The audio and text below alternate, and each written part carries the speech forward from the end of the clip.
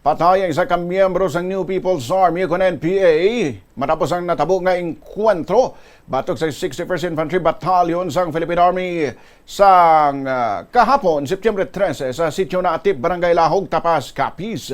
Sa interview sang Bombo Radyo kay Colonel Erwin Rommel Lamzon, ang Chief sang 3rd Division Public Affairs Office, ginpahayag nga base sa ilan ang kuang impormasyon ginabulubanta nga masobra pulo ka mga miyembro sang rebelde nga grupo nga kabahin sang Komiteng Rehiyon Panay o kon KR-Panay, Central Front kag Regional Sentro de Grabidad o kon RSDG ang nakaengkwentro sa ilang tropa sa 61st Infantry Battalion sa nasambit nga lugar. Sunod kay Colonel Lamzon, naglawig sang kapin 10 minutos ang engkwentro kung sa di napatay ang isa kakatapos sang NPA apang wala pa nagkilalang bangkay sang nasambit nga rebelde. Ginatag man sila nga wala man sa may nasamaran sa katapos sang militar. Na-recover man sang militar ang isa ka assault rifle M16 nga ginapanagihan sa mga rebelde. Dugang pa ni Lamzon, yara na sa Kostriya sang 61st Infantry Battalion ng bangkay sang wala pa makilalan nga NPA member kag ipanaog ini sa Barangay Lahug, Tapaz, Capiz agud maka-coordinate sa kapulisan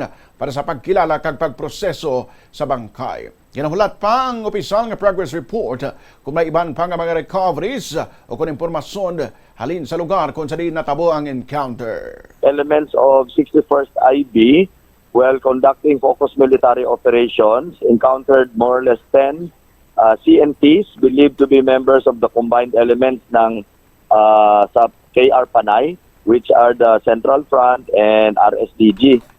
Mga sadto pa lang ng mga engkwentro diri sa Tapaz is the same group.